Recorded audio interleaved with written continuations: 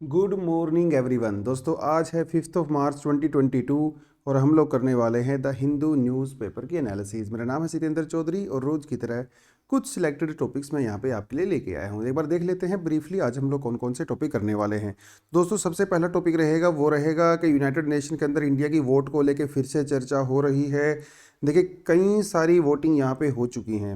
United nation में different तरह की वोटिंग होती हैं, हर अलग अलग मुद्दे पे वहाँ पे वोटिंग की जाती है और हर कंट्री का स्टैंड वहाँ पे अलग अलग रहता है। तो आज इस आर्टिकल में मैं बताऊंगा थोड़ा सा उसी के बारे में और हल्का फुल्का हम लोग यूनाइटेड नेशन के बारे में भी बात करेंगे। देखिए बहुत ही देखिए न्यूज़पेपर में ऐसे ही रहता है ना यार, कभी आपका ऐसे बहुत इतने ज़्यादा टॉपिक मिलते हैं कि हम लोग कंफ्यूज हो जाते हैं कि कौन सा टॉपिक आपको करवाएं कौन सा छोड़ें, क्योंकि इतने ज़्यादा 10-12 टॉपिक इंपॉर्टेंट आ जाते हैं। कभी कभी गिने चुने टॉपिक ही ऐसे लगते हैं जो एग्जाम के पर्सपेक्टिव से थोड़े बहुत इंपॉर्टेंट लगते हैं, तो वो तो न्यूज़पेपर में थोड़ा चलता ही रहता है। और आज भी देखिए वही रिपीटेड न्यूज़ आ रही हैं लगभग। यूनाइटेड नेशन, उधर से Ukraine, Russia, China, USA, NATO, घूम फिर के ना वही न्यूज़ आसपास घूम रही हैं। कोई खास ऐसी, जब से यूक्रेन वाला इशू है ना, कोई एकदम हट के न्यूज़ ऐसी नहीं आ रही है जो हम बोल सकें हाँ भैया बिल्कुल एग्जाम के पर्सपेक्टिव से ये तो न्यूज़ करना ही करना है, बहुत मज़ा आ जाएगा। कभी कभी मिलता है और उस दिन एनालिसिस करने में भी मज़ा आ जाता है। देखिए आज नई चीज़ आपको कराऊंगा, नोकुकुली इन केरला। देखिए एक्चुअली ना 4-5 दिन से न्यूज़ में था और मैं इसको इग्नोर कर रहा था, मुझे लगा चलो रीजनल न्यूज़ है इसको छोड़ देते हैं, लेकिन कई दिनों से लगातार ये आ रहा है तो आज मैंने थोड़ा इसके बारे में पढ़ा और काफ़ी इंटरेस्टिंग भी लगा। तो मुझे लगा आपको मैं ये टॉपिक करवा ही देता हूँ। देखिए रीजनल न्यूज़ भी ऐसी बात नहीं है, न्यूज़पेपर में आ सकती हैं एग्जाम वगैरह में। लगातार न्यूज़ में था तो इसको थोड़ा कर लेते हैं। ये नुक्कू कूली क्या होता है और ये किस तरह से काम करता है और ये इलीगल क्यों डिक्लेयर किया गया और प्रेजेंटली इसमें क्या इशू चल रहा है। केरला का इशू है लेकिन न्यूज़ में पूछा जा सकता है आपके एग्जाम में। Nuclear deal with Iran, issue तो काफ़ी पुराना है लेकिन फिर से न्यूज़ में है क्योंकि इस डील को दोबारा से रिन्यू करने की बात चल रही है। रिन्यू का मतलब, मेरा कहने का मतलब ये है कि कुछ समय से ये ठंडे बस्ते में चली गई थी क्योंकि मिस्टर ट्रंप ने इस डील से अपने आप को मतलब यूएसए को विड्रॉ कर लिया था। तो वो अभी दोबारा से यूएसए नेगोशिएशन टेबल पे आया है, तो इसीलिए थोड़ा सा इंपॉर्टेंट है। New species discovered in the Western Ghat, एक नया स्पीसीज को डिस्कवर किया गया है वेस्टर्न घाट में, इसको देखेंगे। Data protection bill and the FDI. देखिए डेटा प्रोटेक्शन बिल के बारे में हम लोग पहले भी पढ़ चुके हैं लेकिन वो हमारी एफडीआई को भी इम्पैक्ट करेगा, ये एक नया एंगल हमारे यहाँ पे बनता है। तो इसको हम लोग देखिए, ये आपका पूरा पॉलिटी से कवर करता है ना, बिल वगैरह एंड ऑल दैट, और ये आपका इकोनॉमी से कवर करता है। तो किस तरह से इकोनॉमी और पॉलिटी आपस में इंटर रिलेटेड हैं, ठीक है, उसके रिगार्डिंग ये हम लोग कर सकते हैं। रशिया वॉर एंड वायलेंस, ये आज का एडिटोरियल सेक्शन है। कुछ खास मुझे लगा नहीं, एक दो पॉइंट आपको यहाँ पे ठीक ठाक मिलेंगे। थोड़ा सा फिलोसफिकल टाइप का है, एकदम ऐसे रेलेवेंट। देखिए जीएस पेपर 4 में यहाँ से आपको कुछ ना कुछ डेफिनेटली कंटेंट मिल सकता है। लेकिन अगर आप ऐसा सोच रहे होंगे जीएस 2 वगैरह में आपको कुछ मिलेगा खास, इतना इसमें कुछ है नहीं। जीएस 4 में या फिर एसए में यहाँ से आपको कंटेंट मिलेगा। चलिए दोस्तों शुरुआत करते हैं आज के सीधा न्यूज़पेपर की और देखते हैं आज न्यूज़पेपर का कुछ खास है क्या। और आज देखिए 5 मार्च 1951 को जियोलॉजिकल सर्वे ऑफ इंडिया की शुरुआत की गई थी। उस समय इसको कलकत्ता कहते थे, आज इसको कोलकाता कहते हैं। तो दुनिया की सबसे पुरानी ऐसी संस्थाओं में से एक है ये, जो कि सर्वे वगैरह करती है ना, कहीं पे जो टोपोग्राफी वगैरह वो सारी चीज़ें सर्वे करती है। अगर आज के न्यूज़ के हिंदू के फ्रंट पेज पे देखें तो आपको क्या नज़र आता है, देखिए होल्ट क्या लिखा हुआ, देखिए यहाँ पे ये halt for hostilities for the evacuation India urges Russia and Ukraine. देखिए क्योंकि आपको पता ही है कि हमारे कितने सारे स्टूडेंट वहाँ पे फंसे हुए हैं, उनमें से एक स्टूडेंट की अनफॉर्चुनेटली डेथ भी हो गई है। तो इंडिया ने दोनों पार्टीज़ को फ़ोन किया और उनको ये कहा कि भैया कुछ समय के लिए, कम से कम 8-10 घंटे के लिए ही कम से कम, आप कुछ एक लोकल सीज़ फायर कर लीजिए प्लीज़। तो इंडियन को रिक्वेस्ट किया है कि ये थोड़ा सा 8-10 घंटे के लिए झगड़ा बंद कर दीजिए ताकि हमारे जो इंडियन स्टूडेंट हैं कम से कम उनको तो हम लोग निकाल ही लें, है ना, क्योंकि अभी डर का माहौल बना हुआ है। कल एक वीडियो भी आया था वहाँ से स्टूडेंट्स का, खारकीव से, और किस तरह से वो लोग रो रहे थे, किस तरह से वो लोग रिक्वेस्ट कर रहे थे। उनके पास खाने के लिए कुछ नहीं है 2 दिन से, उनके पास पानी तक भी नहीं है नहाने के लिए, फ्रेश होने के लिए, कितनी ज़्यादा समस्याएं हैं। तो शायद उसी उसी नहीं, मतलब सरकार वैसे भी एफर्ट ले ही रही है और इस दोनों को फ़ोन किया है अभी सरकार ने, क्योंकि कोई और रास्ता वहाँ पे मिल नहीं रहा है। हमारी फोर्सेस तो देखिए डेफिनेटली यूक्रेन में नहीं जा सकती, है ना, कि वही वहाँ उनको हम लोग इवैक्यूएट कर लें वहाँ से, इतना सपोर्ट तो है नहीं। तो कुछ ना कुछ जो है जुगाड़ लगा के कोशिश कर रहे हैं कि किसी तरह से वहाँ से स्टूडेंट को वापस लेके आया जाए। तो यही तो पूरा था मामला। ऑस्ट्रेलिया के बहुत ही महान एक स्पिनर थे क्रिकेट में, शेन वॉर्न, इनकी डेथ हो गई कल। बोला तो ये जा रहा है कि शायद इनकी डेथ हार्ट अटैक से हुई है, लेकिन अभी इन्वेस्टिगेशन जारी है, अभी उसके बारे में आएगा नहीं। इंडिया अब्सटेन्स अगेंस्ट यूएन वोट, इसको थोड़ा अलग से करेंगे।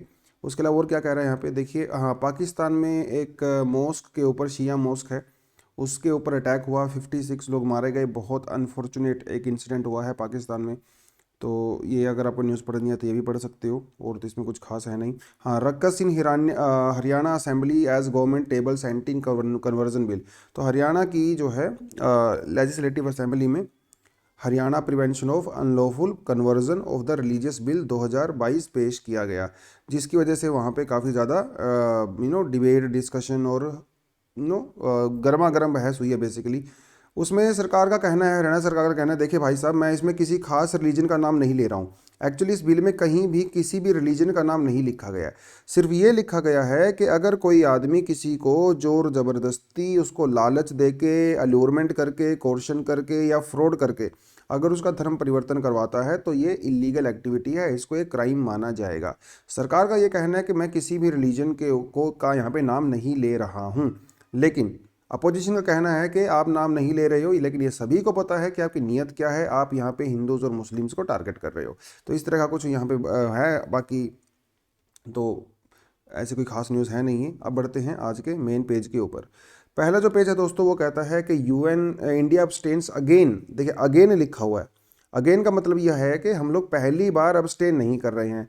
अब यह सीधी सी बात है, रशिया के अगेंस्ट में अगर वोट होगा तो यार हम लोग कैसे उसके अगेंस्ट में वोट कर सकते हैं? ऐसा पॉसिबल ही नहीं है कि इंडिया रशिया के अगेंस्ट में वोट करेगा यूनाइटेड नेशन के अंदर। अगले कम से कम 15-20 साल तो नहीं कर सकते, क्योंकि जिस तरह से हमारा डिफेंस रशिया के ऊपर डिपेंड करता है पूरी तरह से, पूरी तरह से, तो कम से कम अगर इंडिया अभी डिकपलिंग करना चाहता है खुद को रशिया से तो कम से कम 20 साल लगेगा।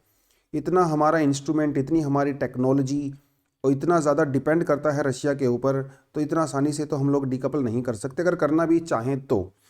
और वैसे भी हम लोग करना भी नहीं चाहेंगे, क्योंकि रशिया ने हमारा बार बार साथ दिया है ना। यूएसए वगैरह का, वेस्ट का अभी भी इंडिया को इतना ज़्यादा भरोसा है नहीं। तो वही बात है। तो इंडिया भी कहाँ से अब्सटेन हुआ है? देखिए, United nation human right council जो कि जेनेवा के अंदर हो रही थी, यहाँ से इंडिया ने अब्सटेन किया है। सिर्फ इंडिया ने ही नहीं, China, Pakistan, Kazakhstan, Sudan, Uzbekistan और वेनेजुएला ने भी किया है। यहाँ पे पाकिस्तान वाला एंगल मुझे काफ़ी पर्सनली इंटरेस्टिंग लगता है, क्योंकि अगर आप कोल्ड वॉर की बात करो तो कोल्ड वॉर के दौरान पाकिस्तान जो है पूरी तरह से यूएसए का अलाई रहा है। 1971 में आपने देखा क्या हुआ, 65 में आपने देखा क्या हुआ, इवन कारगिल वॉर में भी जो है पर्दे के पीछे क्या हो रहा था अब सबको पता है। तो पाकिस्तान शुरू से ही यूएसए का अलाई रहा है, क्योंकि इंडिया शुरू से ही रशिया का क्लोज रहा है, और सीधी सी बात है। तो इंडिया रशिया के पास जाएगा, वो अमेरिका के पास चला गया। लेकिन अभी ऐसा हो रहा है कि इक्वेशन चेंज हो रही है।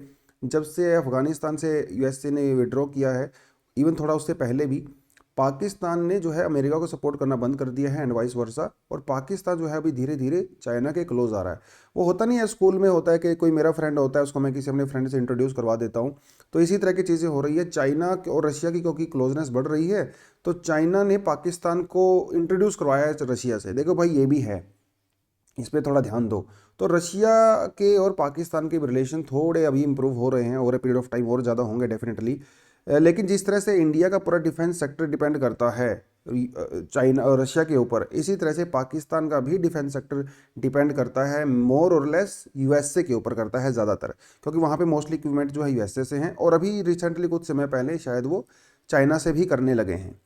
तो वो थोड़ा सा यहाँ पे मुझे एंगल इंटरेस्टिंग लगा कि पहली बार ऐसा हुआ है, ऑलमोस्ट पहली बार ऐसा हुआ है कि इंडिया और पाकिस्तान वो एक ही ये चीज़ को सपोर्ट कर रहे हैं। तो दोनों ने अब्सटेन किया है बेसिकली यहाँ पे, कजाकिस्तान, सूडान, उज्बेकिस्तान और वेनेजुएला, ये तो है ही।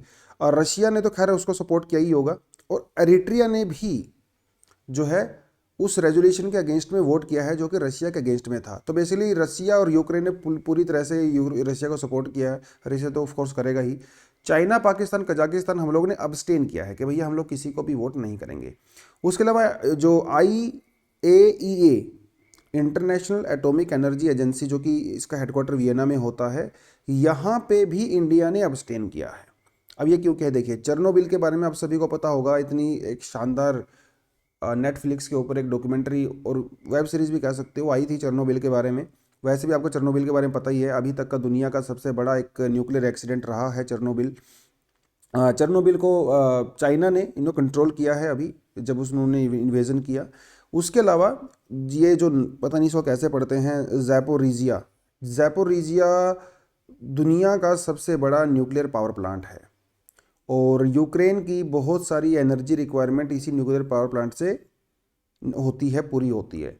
इसको भी रशिया ने अभी कल कंट्रोल में ले लिया है, परसों बेसिकली।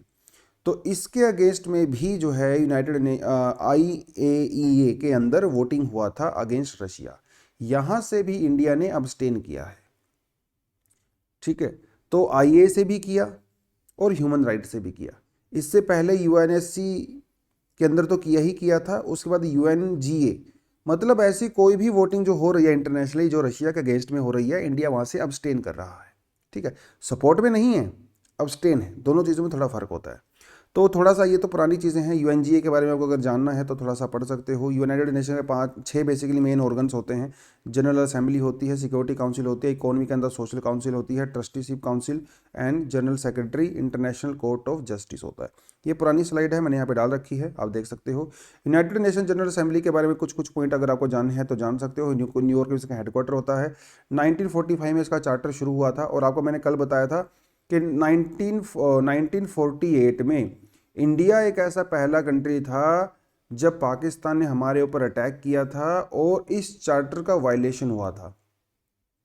उसके बाद इसका वायलेशन जो है कोरिया में हुआ और फिर दूसरी कंट्रीज़ में होता रहा, वियतनाम में भी हुआ है ना, उन चीज़ों में होता रहा। इंडिया दोस्तों पहला ऐसा कंट्री था। UNGA is headed by the president, जो कि 1 साल के लिए चुना जाता है। अभी 194 3 और 4 कंट्रीज जो है इसके अंदर हैं।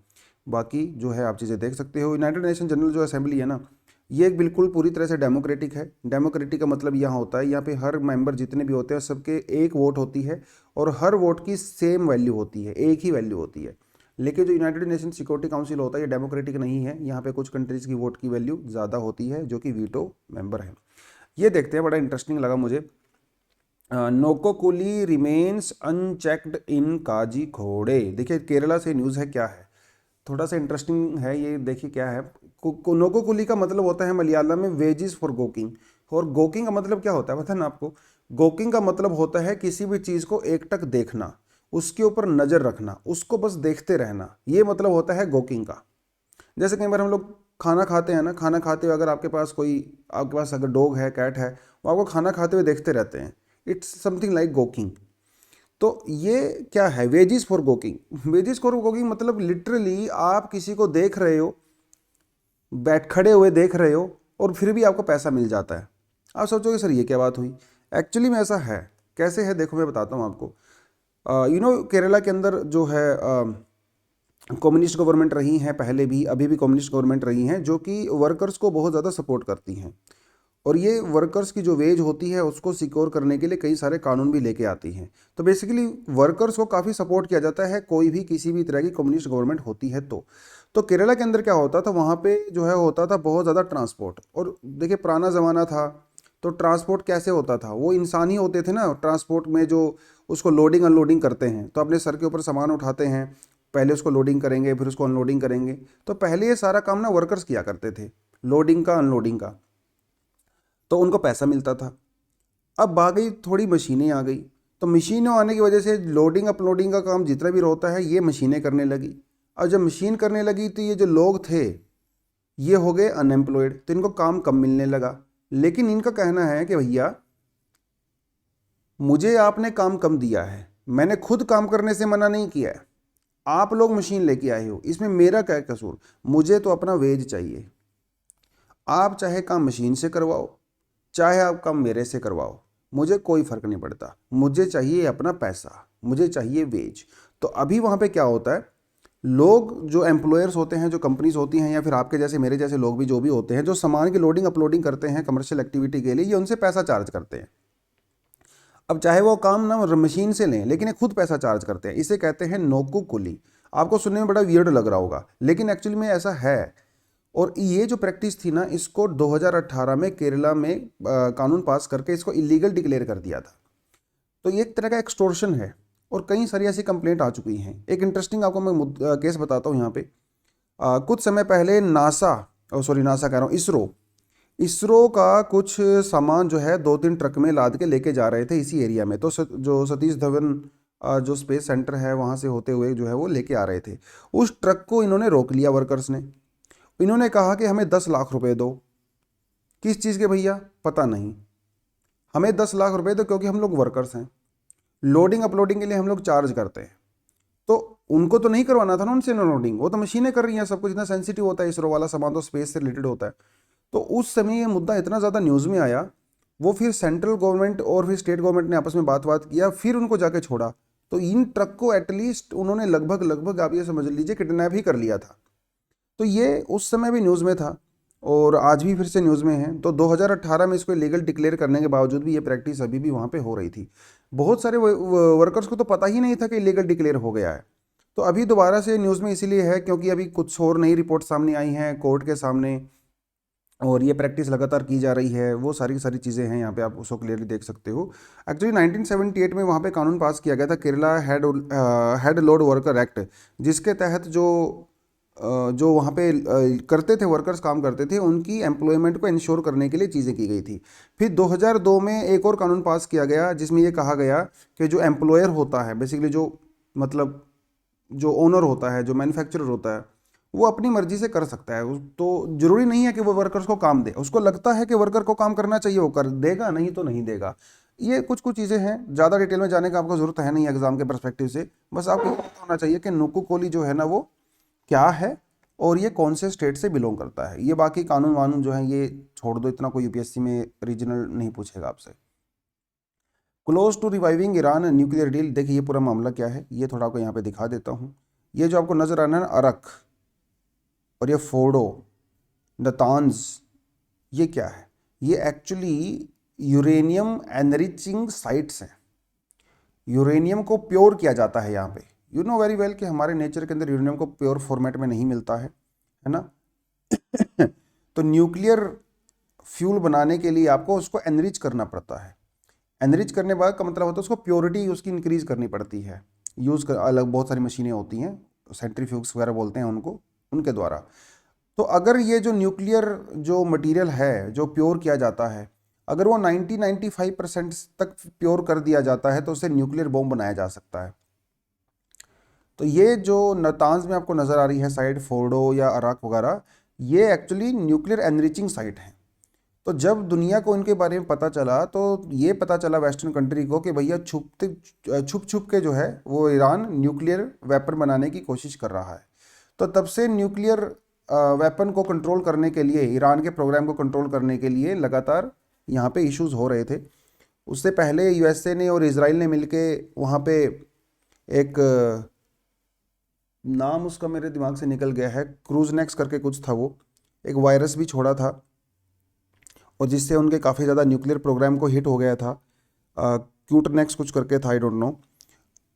और लगातार फिर वेस्टर्न पावर जो है ईरान के साथ बातचीत करती रही कि आप ऐसा मत करिए। ईरान हाल ने हालांकि हमेशा डिनाई किया है कि मेरा न्यूक्लियर बॉम्ब बनाने का कोई इरादा नहीं है, लेकिन उसके इरादों के ऊपर थोड़ा सा डाउट है क्योंकि कई बार उसने हरकतें ऐसी की हैं, अपनी साइट को छुपा दिया यूनाइटेड नेशन से। जब वहाँ पे गए तो यूरेनियम की वहाँ पे प्रेजेंस मिली। पहले वहाँ पे उन्होंने बोला था कोई यूरेनियम यहाँ पे है नहीं, फिर उन्होंने कहा कि हम लोग यहाँ पे सीसीटीवी कैमरा इंस्टॉल नहीं करने देंगे। तो कुछ कुछ उनके ऊपर डाउट हो रहा था। तो वेस्टर्न कंट्री के ऊपर सैंक्शन भी लगाए और लगातार बातचीत भी कर रहे थे। फाइनली 2015 में एक अग्रीमेंट हुआ P5+1 कंट्रीज़ के बीच में, France, China, Russia, Germany, UK, USA और ईरान के बीच में। तो इन्होंने ये हुआ, इसको अग्रीमेंट को कहा जाता है JCPOA, joint comprehensive plan of action. इसमें जो है दोनों तरफ से थोड़ा बहुत अग्रीमेंट हुआ। ईरान ने कहा कि ठीक है मैं एक लिमिट से ज़्यादा यूरेनियम को एनरिच नहीं करूँगा, उसके बदले में वेस्टर्न कंट्री ने उसको जो है थोड़ा बहुत न्यूक्लियर फ्यूल देंगी। क्यों देंगी? वो रिसर्च पर्पज़ के लिए, मेडिकल पर्पज़ के लिए वो सब हुआ था। तो ये अग्रीमेंट हुआ था 2018 में। फिर बाद में मिस्टर ट्रंप ने ईरान के ऊपर जो है आरोप वगैरह लगाए और उन्होंने इस पूरी डील को अबेंडन कर दिया। लेकिन बाकी की बची हुई जो 5 कंट्री थी वो अभी भी ईरान के साथ डील कर रही थी। लेकिन वो यूएसए इतना बड़ा प्लेयर है तो यूएसए के जाने के बाद ये डील बिल्कुल ना हल्की फुल्की हो गई थी। मिस्टर बाइडेन के आने के बाद ये दोबारा से इस पर काम हुआ है और शायद ही अब ये डील दोबारा से इसको लॉक कर दिया जा सकता है, ऐसा भी हो सकता है।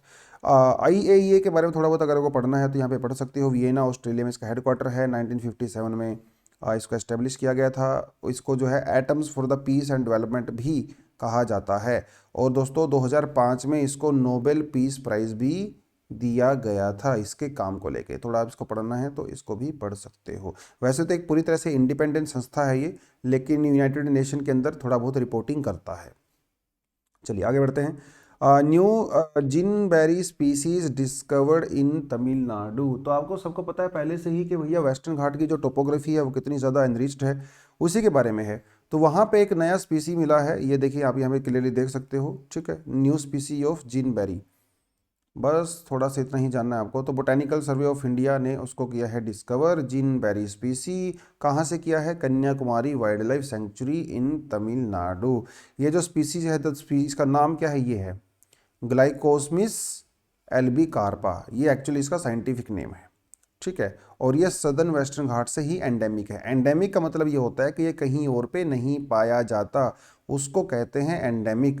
जो कोई पर्टिकुलर स्पीसीज किसी पर्टिकुलर जगह पे ही पाया जाता है, that is endemic to that particular species. और ये कौन सी फैमिली से बिलोंग करता है? ऑरेंज फैमिली, रुटासिया से ये बिलोंग करता है। इतनी इंफॉर्मेशन आपके लिए काफ़ी है। और ये दोस्तों एवरग्रीन है। एवरग्रीन का मतलब ये होता है कि हमेशा हरा भरा रहता है। भैया पतझड़ आए, सावन आए, जो मर्जी आए, ये ग्रीन रहता है। और छोटा सा होता है, बहुत बड़ा पेड़ नहीं होता ये बिल्कुल झाड़ी वाड़ियों में ही पाया गया एक्चुअली। बस ये थोड़ा आपको पता होना चाहिए, बाकी तो इसमें कुछ खास है नहीं। बोटेनिकल सर्वे ऑफ इंडिया के बारे में आपको पढ़ना है तो वो भी आप पढ़ सकते हो। 1890 में इसको एस्टेब्लिश किया गया था। अभी ministry of environment and forest and climate change जो है वो एपेक्स रिसर्च ऑर्गेनाइजेशन इसी के अंडर में काम करती है, ये बोटेनिकल सर्वे ऑफ इंडिया। और ये क्या करता है? ये कंजर्वेशन का काम करता है, जो कि थ्रेटेंड स्पीसीज होते हैं और रेड लिस्ट में होते हैं।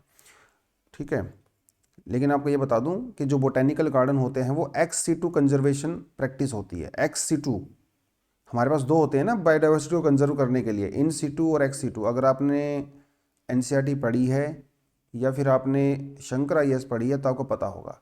इन सिटू के अंदर आपका आ जाता है जो कि ऑन साइट प्रिजर्व किया जाता है। जैसे आपके प्रोटेक्टेड एरियाज होते हैं, वाइल्ड लाइफ सेंचुरी होती हैं, नेशनल पार्क होते हैं, बायोस्फीयर रिजर्व होते हैं, ये सब आपके इन सिटू प्रैक्टिस होती हैं। एक्स सिटू में आप ये कह सकते हो जैसे आपके सीड बैंक्स होते हैं या बोटानिकल गार्डन्स होते हैं, जो जू होते हैं, ये सब आपके एक्स सिटू प्रैक्टिसेस होती हैं। तो बोटेनिकल सर्वे ऑफ इंडिया जो है वो सिर्फ और सिर्फ एक्स सिटू कंजर्वेशन करता है। ध्यान देना है, एग्जाम में आपसे पूछ सकता है। अब बढ़ते हैं दोस्तों अगले आर्टिकल के ऊपर। क्या कहता है? देखिए, डेटा प्रोटेक्शन बिल में हिट FDI। देखिए अभी डेटा प्रोटेक्शन ये सिर्फ एक बिल है, इसको पास करके कानून नहीं बनाया है, क्योंकि bill is nothing but just a proposal. Bill से पहले आता है ड्राफ्ट, ड्राफ्ट के बाद उसको अमेंडमेंट वगैरह करके, उसको चेंजेस वगैरह करके उसको बनाया जाता है बिल। बिल जाता है पार्लियामेंट के अंदर। पार्लियामेंट में जो है लोकसभा राज्यसभा में दोनों में पेश किया जा सकता है। अब इतनी डिटेल में जाने की जरूरत है नहीं। यहाँ से पास होने के बाद दोनों हाउस से फिर वो जाता है प्रेसिडेंट के पास। प्रेसिडेंट उसके ऊपर सिग्नेचर करता है दोस्तों, फिर वो बन जाता है कानून। लेकिन जो कानून बनता है प्रेसिडेंट में और पार्लियामेंट में, ये सिर्फ स्केलेटन फॉर्म में होता है। स्केलेटन फॉर्म में, स्केलेटन फॉर्म के को मतलब ये होता है कि इसका जो प्रिंसिपल होता है और जो मोटे मोटे प्रोविज़न होते हैं सिर्फ वही इस बिल के अंदर होते हैं। लेकिन बिल्कुल जो माइन्यूट डिटेल्स होती हैं, डिटेल मतलब प्रोसीजर जो होता है जिसे स्टैंडर्ड प्रोसीजर कहते हैं, वो इस कानून में नहीं होता है। स्टैंडर्ड प्रोसीजर जो है बाद में एग्जीक्यूटिव के द्वारा बनाया जाता है। ठीक है, जिसे कहते हैं सबॉर्डिनेट लेजिस्लेशन भी कहते हैं, या फिर इसको डेलीगेटेड लेजिस्लेशन भी कहते हैं।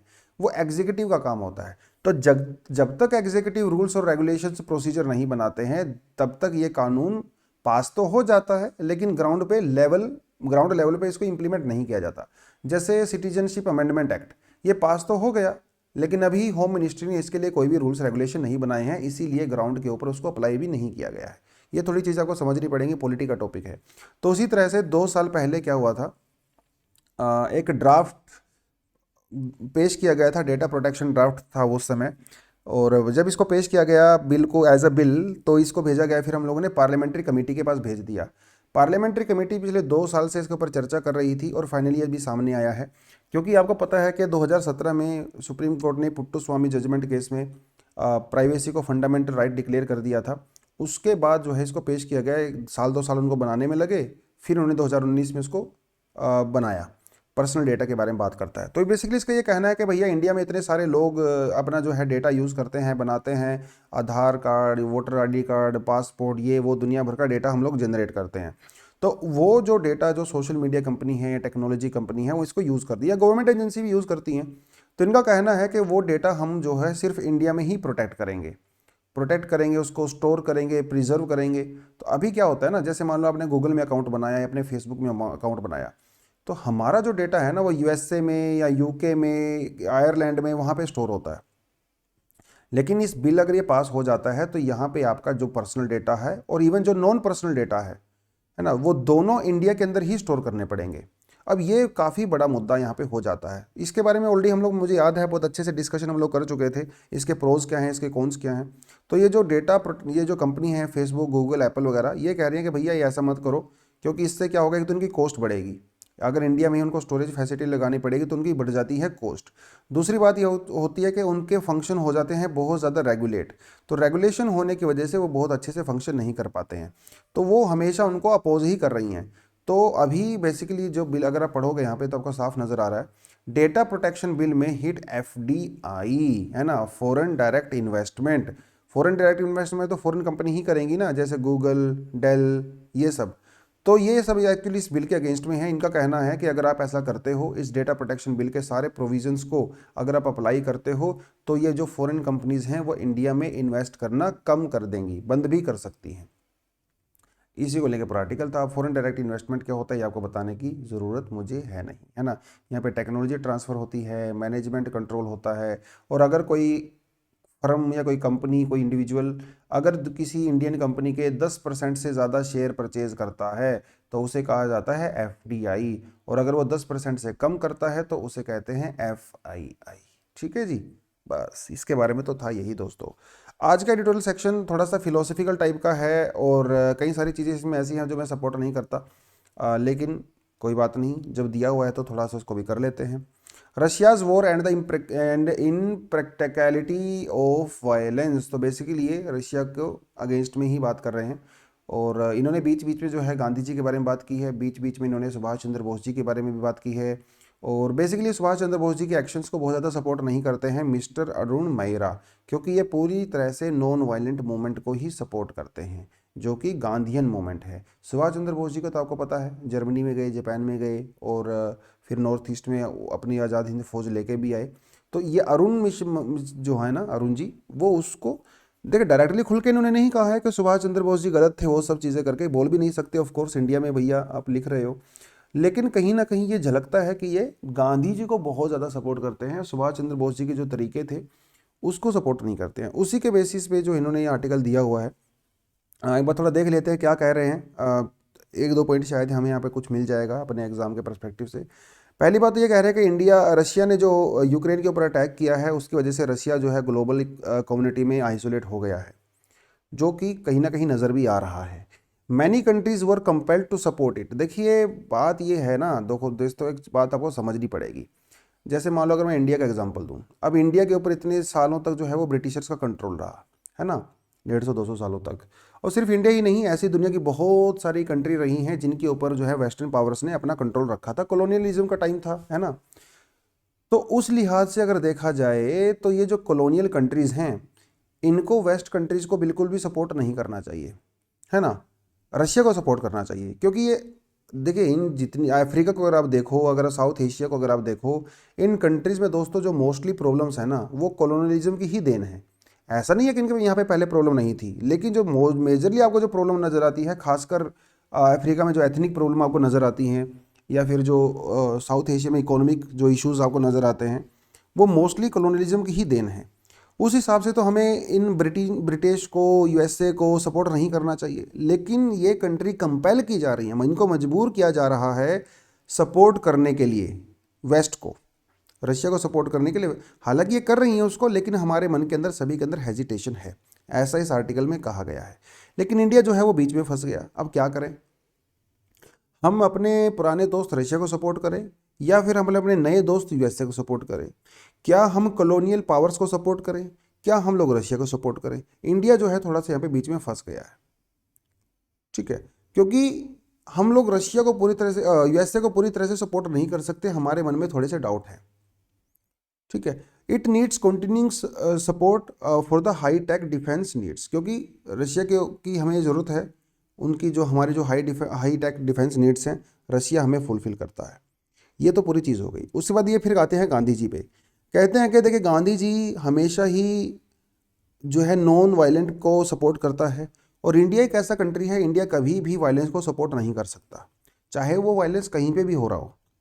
हम लोग वायलेंस को सपोर्ट नहीं कर सकते, सीधी सी बात है। और आपने कभी भी देखा होगा जब हम लोग जियोपॉलिटिक्स की बात करते हैं, यूनाइटेड नेशन की बात करते हैं, या कहीं वोटिंग की बात करते हैं, तो इंडिया हमेशा एक ही बात बोलता है, वो बोलता है बातचीत, है ना भैया, बातचीत करके झगड़े सुलझाओ, लड़ाई लड़ाई बंद करो। इंडिया हमेशा यही बात बोलता है। तो people's support is necessary even for the invading army. एक चीज़ आपने देखी होगी, मतलब आप इसको ब्रिटेन से भी और इंडिया से भी रिलेट कर सकते हो। जब ब्रिटिशर्स ने इंडिया में कंट्रोल किया तो ऐसा तो नहीं था कि सारे लोग इंडिया में उनको अपोज ही कर रहे थे। एक्चुअली ऐसा पॉसिबल ही नहीं है, किसी भी कंट्री को ऐसा पॉसिबल ही नहीं है उसको कंट्रोल करना जब तक उसको लोगों का सपोर्ट नहीं होता। तो इंडिया में भी बहुत सारे लोग ब्रिटिशर्स का सपोर्ट कर रहे थे, हम उनकी नौकरियां भी कर रहे थे, उनकी आर्मी में भी थे, क्योंकि अगर हर इंडियन ब्रिटिशर्स के अगेंस्ट में होता तो ब्रिटिशर्स यहाँ पे 2 दिन भी नहीं टिक पाते। और ये सिर्फ इंडिया के केस में नहीं, हर केस में होता है। तो इस समय अगर रशिया यूक्रेन के ऊपर अटैक कर रहा है, तो अगर रशिया को यूक्रेन को होल्ड करना है तो यूक्रेन के लोगों का सपोर्ट भी चाहिए, उसके बिना ये पॉसिबल ही नहीं है। और सिर्फ यूक्रेन के लोगों का ही नहीं बल्कि रशिया के लोगों का भी सपोर्ट चाहिए, तभी कंट्रोल कर पाएगा। Getting this point. इसके 2 एग्जांपल इन्होंने यहाँ पे दिए हैं हिस्ट्री से। जब स्टैम्प एक्ट पास किया गया था ब्रिटिशर्स के द्वारा अमेरिका में, तो उस समय अमेरिका के जो लोग थे वो ब्रिटिशर्स के अगेंस्ट में खड़े हो गए, है ना, जिसे आप बोस्टन टी पार्टी वगैरह वो सब आपने वर्ल्ड हिस्ट्री में पढ़ा होगा। तो अमेरिका में जो लोग थे उन्होंने ब्रिटिश को सपोर्ट करना पूरी तरह से बंद कर दिया, और बाद में जो इश्यूज हुए उसकी वजह से अमेरिका जो है उसको फ्रीडम मिला, और ये पूरी तरह से लगभग लगभग नॉन वायलेंट मूवमेंट था। Getting this point. इसी स्ट्रेटजी को गांधी जी ने इंडिया में भी अप्लाई किया। तो ऐसा नहीं है कि गांधी जी से पहले ये नॉन वायलेंट मूवमेंट नहीं था, बहुत जगह पे रहा। गांधी जी ने बहुत सारे लोगों को पढ़ा, इतिहास को पढ़ा, लोगों को जाना समझा, तब गांधी जी ने बहुत दिमाग लगाने के बाद ये लगा उनको कि ये नॉन वायलेंट मूवमेंट है, वो इंडिया के केस में सबसे ज़्यादा सूटेबल हो सकती है, तब गांधी जी ने ये किया। हालांकि गांधी जी को इसके लिए बहुत ज़्यादा क्रिटिसिज्म भी सहन करना पड़ा, लोगों ने कहा कि कमज़ोर है, शायद इसी वजह से वो नॉन वायलेंट को सपोर्ट कर रहे हैं, ऑल दैट। लेकिन गांधी जी ने अपनी जर्नी जारी रखी, क्योंकि उनको पता था कि इतने बड़े एम्पायर के अगेंस्ट में वेपन्स उठाना वो बिल्कुल भी एक सही चीज़ नहीं है। दुनिया का सबसे बड़ा एम्पायर से आप लड़ रहे हो, तो आप गन तो नहीं उठा सकते, कहाँ से इतना सपोर्ट लाओगे, एक गरीब जनता को कहाँ कैसे आप ट्रेन करोगे, कैसे उनको इतने बड़े एम्पायर के अगेंस्ट में प्रिपेयर करोगे। तो ये चीज़ें समझते थे, इसलिए गांधी जी ने जो है नॉन वायलेंट मूवमेंट को सपोर्ट किया, और लोगों के को ये बात बताई कि आपको लड़ने की ज़रूरत नहीं है, आप सिर्फ और सिर्फ अपनी मोरल हाई रखिए। तो देखिए गांधी जी के बारे में जितना कम बात की जा सके उतना ही कम है ना। तो एक तो अलग टॉपिक रहेगा। तो फ्रीडम फाइटिंग के हमारे जितने भी लीडर्स रहे हैं, फ्रीडम फाइटर्स रहे हैं, चाहे वो भगत सिंह रहे हों, चाहे वो सुभाष जी रहे हों, चाहे गांधी जी रहे हों, कोई भी रहे हों, हर किसी ने अपने अपने तरीके से योगदान दिया है, हर किसी का अपना योगदान है, तो किसी भी के योगदान को कम या ज़्यादा नहीं कहा जा सकता। लेकिन एंड रिजल्ट तो सबको पता ही है, एंड रिजल्ट ही में ही सबसे ज़्यादा फोकस किया जाता है। इस आर्टिकल में भी यही चीज़ कही गई। इन्होंने कहा कि देखिए इन्होंने एक चीज़ और बहुत बोली है जो मैंने स्लाइड में इंक्लूड नहीं की। इन्होंने कहा है कि अभी इंडिया गेट के ऊपर आपको पता है कि सुभाष चंद्र बोस जी का स्टैचू लगाया जाएगा। इन्होंने कहा कि आप वो स्टैचू लगाइए, कोई दिक्कत नहीं है ना, फिर लगाया जाना भी चाहिए, लेकिन आप यही चीज़ भी देखिए कि वो स्टैचू लगा के आप क्या प्रूफ करना चाहते हो। सुभाष चंद्र बोस जी का जो तरीका था वो वायलेंट तरीका था, है ना, लेकिन गांधी जी का तरीका था जो नॉन वायलेंट तरीका था।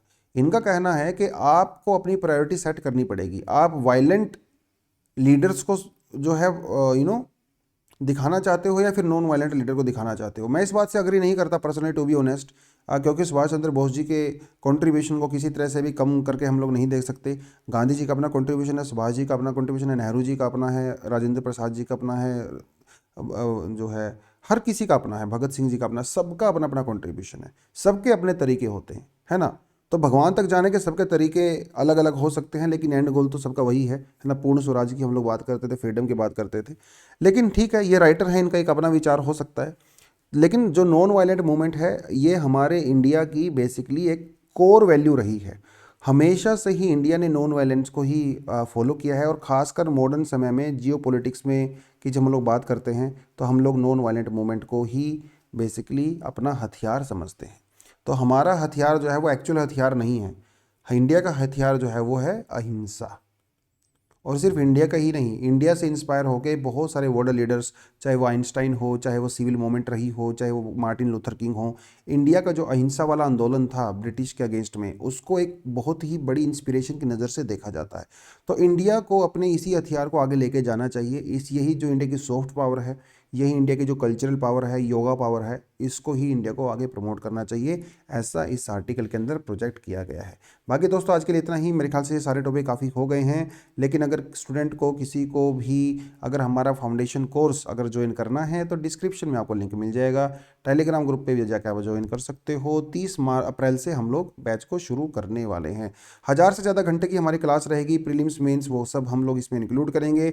ज़बरदस्त तरीके से आपका पूरा हम लोगों ने शेड्यूल यहाँ पे किया हुआ है। हर 15 दिन के बाद, महीने के बाद, वीक के बाद, दिन, हर डेली आपकी परफॉर्मेंस चेक की जाएगी। एमसीक्यूज वगैरह सब दिए जाएंगे, आंसर राइटिंग प्रैक्टिस की जाएगी। तो कहने का मतलब ये है कि कंप्लीट पैकेज है। और अगर आप ज्वाइन करते हो तो शायद थोड़ा बहुत डिस्काउंट भी चल रहा है, वो भी जाके आप ले सकते हो। चलिए दोस्तों, आज के लिए इतना ही। Thank you very much, all the best. लेकिन वीडियो को लाइक नहीं करोगे ना तो मज़ा नहीं आएगा यार। वीडियो को लाइक किया करो, कमेंट सेक्शन में थैंक यू भी बोल दिया करो। कुछ फीडबैक हो तो फीडबैक भी दे दिया करो, ठीक है। चलिए दोस्तों, आज के लिए इतना ही। Thank you very much, all the best and Jai Hind.